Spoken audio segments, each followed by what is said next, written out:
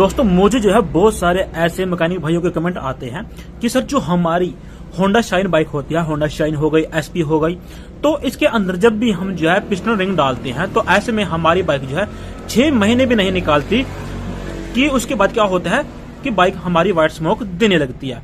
तो यहाँ पर आप किस तरीके से जो है इन बाइक के अंदर यहाँ पर पिस्टन में रिंग इंस्टॉल करते हैं और वो उनका रिजल्ट कैसा होता है, तो चलिए आज दोस्तों मैं आपको इसकी ये जानकारी दूंगा। देखिए यहाँ पर सबसे पहले मैं आपको इसमें एक बात क्लियर कर दूं, जब भी आप होंडा के कोई भी बाइक का काम करें तो उसके अंदर आप जो है यहाँ पर ये उषा कंपनी का पिस्टन ही उसमें डालें। मैं सबसे पहले आपको यह रेकमेंड करूंगा कि आप उसके अंदर उषा कंपनी के ही पिस्टन रिंग का इस्तेमाल करें। तो यहाँ पर ये होंडा शाइन जो हमारी बाइक है, यहाँ पर हम इसके अंदर 25 नंबर का पिस्टन डाल रहे हैं। इसका एमआरपी है 1012 रुपए, तो तकरीबन आपको ये 600 से 700 रुपए के बीच में मिल जाएगा। तो अलग अलग स्टेट में अलग अलग जगह पर अलग अलग प्राइस होता है। तो अब यहाँ पर देखिए जो हमारा पिस्टन होता है ये 25 नंबर का है और यहाँ पर इसके अंदर आप देख सकते हैं यहाँ पर उषा लिखा हुआ है और यहाँ पर ये इसका इनटेक पार्ट और ये इसका एग्जॉस्ट पार्ट।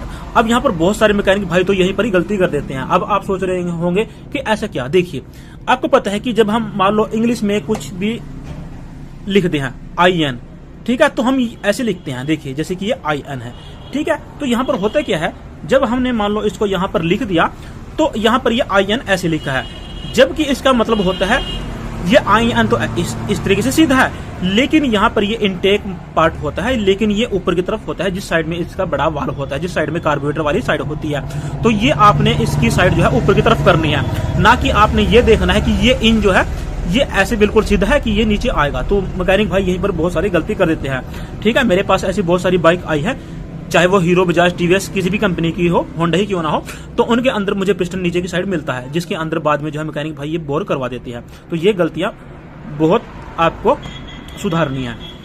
तो इनटेक मतलब जो ऊपर का भाग होता है कार्बोरेटर साइड वाला, जिस साइड में इनटेक वाल्व होता है, ये आपको याद रखना है। इस साइड में मैं आपको एक और बता दूं, जब मैं मान लो इसमें पिन डालूंगा ना तो ये थोड़ा यहाँ पर जो है कम इसका भाग जो है चौड़ा होता है और ये नीचे वाला ज्यादा चौड़ा होता है, ये आपने याद रखना है।